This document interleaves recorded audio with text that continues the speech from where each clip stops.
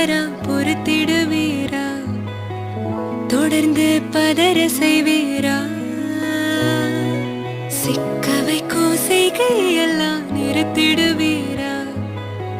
மனசு இயங்கல சேரா? தாசா கிட்ட நெருங்கு